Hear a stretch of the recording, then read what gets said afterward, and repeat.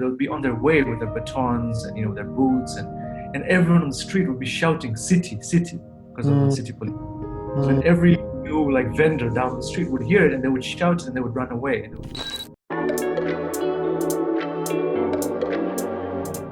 Welcome to the Sit Down, where we have conversations with creators from across this beautiful motherland of ours. My name is Makomboya, a filmmaker and an all-round story lover. And today we are having a sit down with Amil Shivji from Tanzania, a director who believes in using images to challenge the powers that be, in particular deconstructing urban ideas of development and emphasizing the strength and struggles of marginalized communities. He is the OG of filmmaking in Tanzania, so definitely sit down and settle in. Sit down! Sit down! Sit down! Komando! Ni mara ngapi tuliwakanya hawa wamachinga kwamba ni haramu kuuza uchafu wao hapa? Toka nje kama mwanaume kweli. Toka. Thank you, Amil, for joining us. Thank you for taking your time. I want to just talk about what's your thought process when you're thinking about writing, as coming in as a writer-director, putting away the most stressful part of producing stuff, but just focusing on writing and directing. I think we're all storytellers as human beings. It's kind of how we survive. Yeah. Whether telling events of the past, or imagining the future in our brains, when we dream, when we think, these are stories that we're telling, right? So the stories that I've told so far, the films I've made and the ones I want to make, those ideas have always existed in my head. And it kind of, in this almost very interesting, when I made Tjunction, I had written a short story because when I was much younger, when I was I think 11 or 12, Tjunction's about the street that I grew up on and the community that lived there, which is called them informal workers, the ones who sell mangoes on the street or shine shoes or fix your bicycle. They had built their own family there. And when I was younger, I would go there, and I would get my the sweets, or I wanted to have coffee in the corner, buy a newspaper. And they always lived like a family. And so I always just assumed that these guys were a family, right? They were either related some or the other, or they're from the same neighborhood. I asked one of them, why do you come all the way here every day? Why wouldn't you guys just set up stalls over there? Yeah. And they said, well, we just started and we kind of got along. So they were not coming there because it was the bustling business sector for what they were selling. They catered what they were selling to that space because of the community that they had built there. So I always had this idea of what it meant to be a community, right? And I wanted to tell it somehow, and I had this image of these 7 people together eating food together. And then when there was this state-sanctioned cleaning the streets in the 2000s, where the informal sector people working on the streets were just beaten and kicked out of their spaces because we wanted a cleaner environment. So what would end up happening is we would have the mgambo, right? Mm-hmm. I think in Nairobi you call them kanjo, I think it's... The kanjo, yeah. City council kanjo, yeah. Yeah, exactly. So we call them mgambo. Yeah. The mgambos would come and they'll be walking really far away, but they'll be on their way with their batons and their boots, and everyone on the street would be shouting "City, city," because of the city police. Every new vendor down the street would hear it, and they would shout it, and they would run away, and they would hide their things. And we would open gates, and they would come, and they would hide their stuff in our place until they would. It almost became a cat and mouse thing, Yeah. And I would see this as a teenager, and I'd be shocked that how can you do such a thing, right? They're doing nothing wrong. This idea of community and how it's being broken by the state, something that kind of stuck with me for a long time. And I would just have this idea and I would write different elements of it. And by the time I was writing the script, it wouldn't be more than 60 pages because it was beginning, middle, and end. And I always felt there was something missing. There was there was something apart from that community that was missing. It was too romanticized. It was too one-dimensional in the way I was telling the story. Yeah. A lot of my friends were mixed race, and they would tell me about their stories, about what it meant to be accepted, for the need of acceptance, or for the rejection of it, right? Yeah. When I went for this funeral, one of these days of my aunt, so my family has not been close, like we're not very connected or well placed in the Indian communities. Her father passed away. Her father-in-law passed away, and it's a Muslim funeral. So at night, people come to the house, to come and give their condolences, and then normally you give food or chai. But you're not the family of the deceased. It's almost a tradition in Muslim culture to not switch on the gas cooker. Yeah, for 40 days. It's a very humbling and beautiful tradition, right? For sure. I mean, yeah. So my mother went to my aunt's place to just, help out, because, she's obviously grieving, and like people will come and someone has to be there to just help clean the plates and so on and so forth. And no one came. Wow. And I was there, and for the first hour, no one was there. Wow. So she's like, so the big problem is like, if someone comes, right, what will we serve them? Because no one's bringing the tea and all that, and what do we do, right? So I remember this moment where it's three of us and we're in the kitchen, and they're looking at the stove. Oh my gosh. Because someone called and said, we're on our way. And both my mother and my aunt are staring at the stove, saying they're coming here, but no one's brought tea. What do we do? And they have a moment of silence, and my mother says, we have to switch on the stove. Oh no. Oh no.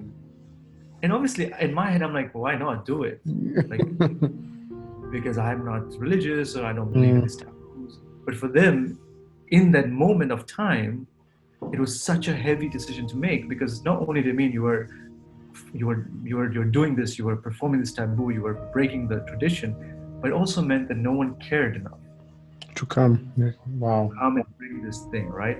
And that's when I realized the idea of community wasn't just this romantic idea I had of this informal community, going against all the values of what it was financially accommodating for them as individuals to have, stalls in their own areas. But community kind of was how we live as human beings, and it's what we needed. And as soon as that doesn't exist, we're helpless. We don't know what to do. So we all find pockets of resistance, right? So in Tjunction, it was this informal Black African community, working class, that found a space that they could live together and make that work financially for them, right? The point was to live together. In this moment that I witnessed with my mother, my aunt, that in what was supposed to be a safe, privileged community, there was no infrastructure for livelihood in that time. I mean emotional livelihood. So the two worlds were extremely contradictory. And then instantly that night I went and I wrote that into the film. Wow. And it became Fatima's story.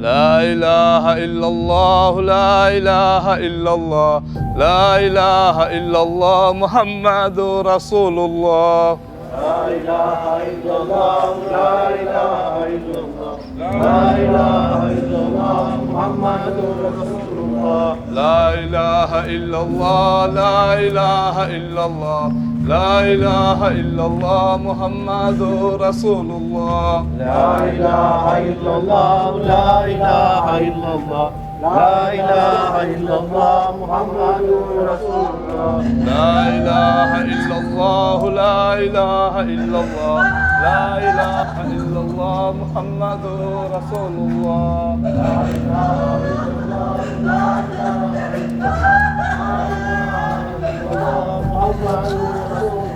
لا إله إلا الله لا إله إلا الله لا إله إلا الله محمد. I mean, how do you go to the process about thinking about something, even that introduction by itself? How do you internalize that? It was one of my biggest difficulties is how to begin and end films. I think I'm quite. I feel very confident about like what we call Act Two, right? You know, the meat of it, and Yeah, yeah, you know, yeah. drama happens, and the conflict, and like I'm quite good at writing that stuff. Yeah. I feel, and normally like when people read my scripts, they're like, oh, that's good, but the beginning and the end is where I really struggle. Because you know you have all the books and the workshops, they tell you that the first 10 minutes of your film, like, or the first 20 seconds of your film, like that's what's going to dictate if someone switches the channel or not, Yeah. which is hard to look at things like that, because you end up again like writing or directing to for a very specific reason rather than for the life of the film. So when I wrote the intro into this film, I knew it had to be a funeral because I wanted to make a film about life, right? So, And yeah. how it's built in a community. And what does life need? There's a physical, obviously, of making a livelihood, but also just the emotional ability to live. We can only, because it's something that sounds so obvious, because we all are human beings and we look for life in the things that we do. But you can only feel it after a moment of death. You really come to appreciate what that life means after a moment of death. So I wanted the film to start with the point of what the absence of life means for the characters, right? And it means very different things. Because in the film, the person who's passed away is Fatima's father. And he is never seen in the film. There's no flashbacks, there's no pictures of him and whatever. But he was not a good man, you know. He was an absent father, he was an alcoholic, he wasn't there for his daughter, he wasn't really there for his wife either. And you come to learn that from the film, and you understand why Fatima is feeling a lack of emotion for this death, right? And I wanted to get the idea of death and absence being the root cause for an ability to find life. So for me, that was kind of like trying to make it full circle, because the way the film ends, you have the characters finding life, their struggles and in their trauma. But they say there's still a way forward. We still believe, but you don't so much in the beginning. So I wanted to find a way to make that full circle.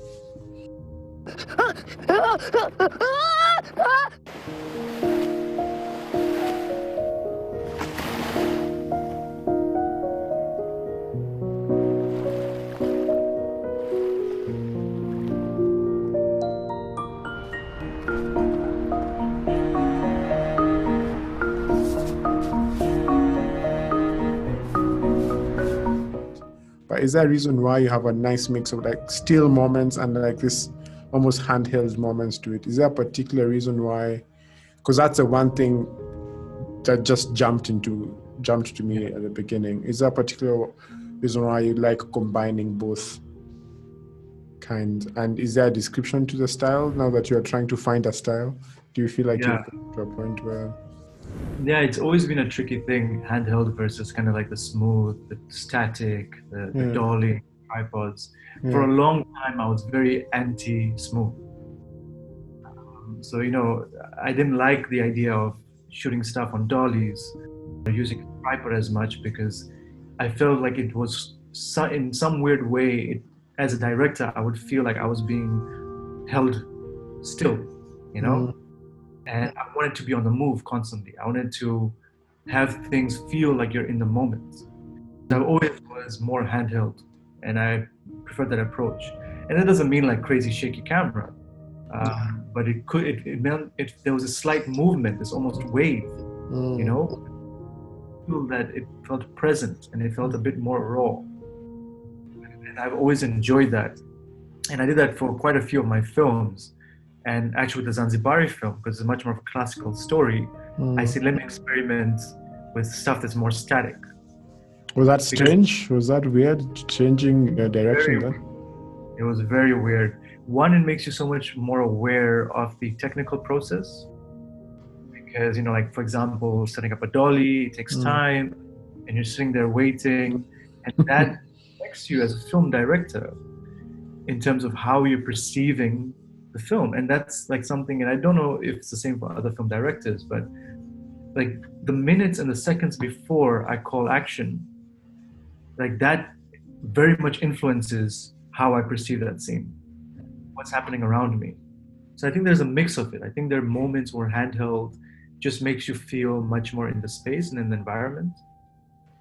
But making a period film set in the 1950s, I wanted to feel a little bit, I had no desire of taking the audience and transporting them in time and saying, go live the 1950s. That wasn't the point of the film at all.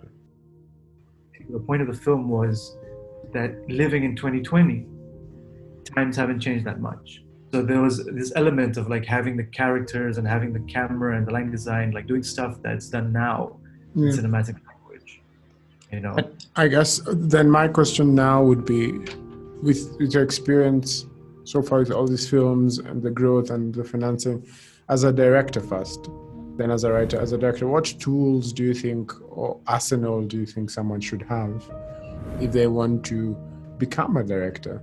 And I think even more so in an African context, you know, because you all know you can read it from books, but from an African context, what tools does one need to have to become a director and maybe even a writer? Yeah. I think one of the key things is patience and honesty. Not only because are they good tools to have as a human being, but they're also, you can weaponize them as an African filmmaker. Yeah. When I say weaponize them, I mean for the culture, because we are under attack, and I think that's something that we don't consider as African filmmakers. But we are under constant attack. We are under constant attack as an African people, as an African audience, as African consumers, as African producers. So by being honest, you know, and politicizing that and weaponizing our honesty, we can use it as a tool, you know? And I think it's our tool. If you want to tell the most depoliticized story, you can, but its presence in itself is a political statement. For sure. You know? Yeah. So I think that's one of the things, that you have to be honest to your story. And what that requires is that you have to take time to fully understand it. The research, the understanding of it, doing justice to it, that's all part and parcel of telling that story, right? Yeah. The other thing, obviously, you know, is working with the right people. We have to understand one of the tools is your crew, right? And it takes time to find the right people who are on the same page with you. But when you do, you feel this sense of solidarity that's very hard to find. Because we don't have, you know, plenty of film schools, or we don't have experienced crews that are working day in and day out, let alone South Africa and North Africa, like Sub-Saharan Africa. It's a bit tough, especially in the Tanzanian context. But when you find people that are on the same page that what you want to do with the story, then you're able to kind of share responsibilities in the process, able to make a strong film. I don't consider equipment or those kind of resources as important tools. Not at all. Because there are ways of making films and telling stories that doesn't require the most expensive camera. You know, there are ways of telling stories that actually are told better using the tools we have that are within an arm's reach. There are ways of doing that. There are always solutions to that. But what's the story that you want to tell? You know? And what are those tools that you need to tell that good story?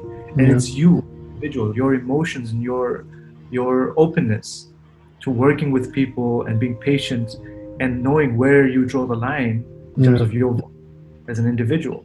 I think that's, I have so many things to pick up from there. Is there anything else that you feel like will be important for us to understand when it comes to the ideas of, you know, directing, being faithful, especially to going through a European-ish education system in filmmaking and making a choice to pursue your dream and your passion in Tanzania? Is that a choice you still want to stick to? Have you thought of changing that, and why? Yeah, I think it's a good question. It's also a very existential one.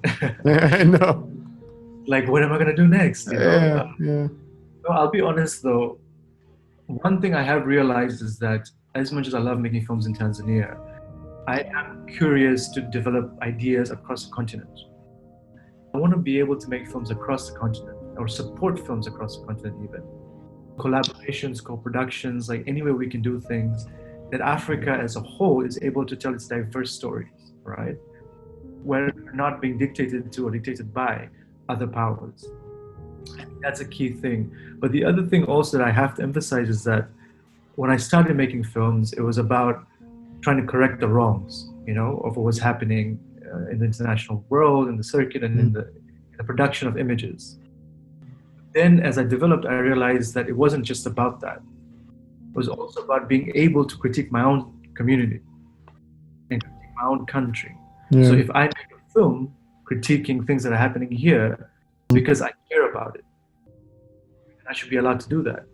Because the same racist tropes that created Africa as a backward continent, a dark continent in media, are the same racist tropes that push it to the other extreme where it's, it should only be seen through this positive light and the Serengeti, being like, look at these beautiful things in Africa Rising. I had a big problem with Africa Rising phenomenon because Rising 4, on whose backs is it rising on, right? We have class societies. We have very many xenophobic problems in our own continent. Yeah. So we're critiquing this as well and addressing it. So when I say being honest to our culture, it should be honest in all of its goods and its bads, right? We should bring light to all the different corners of it. Because that's how we develop society. So I think that's very critical and very important. So as much as it's exciting to do stuff across the continent and I want to do it, I want to be able to do it in a way that's not just to talk about positivity. It's to do it in a way that's actually scrutinizing, shining a light on our different societies. And what does it mean, to be African today? With that note, I want to end it there and say thank you so much. Is there a platform where people can ask you questions or reach out that you'll be able to share? Yeah. We have a website, kijuaniproductions.com, and there's a little get in touch space there. So get your emails and we respond to it. We also have social media. We have Facebook and Twitter and Instagram. Kijuani Productions on all three of those. So, and we're quite responsive, so please get in touch if you'd like to, drop us a note. You want to watch our films. Some of our films are online, and some are on video on demand platforms. So we can share that as well with you if people are interested to catch some of our work. Yeah. All right. Thank you so much. Thank you so much for spending your time and being here with us. I appreciate you. Thank you so much. Thank you for watching, and remember you can catch a more in-depth conversation that I have with Amil in our podcast. Link in description. See you on the next one.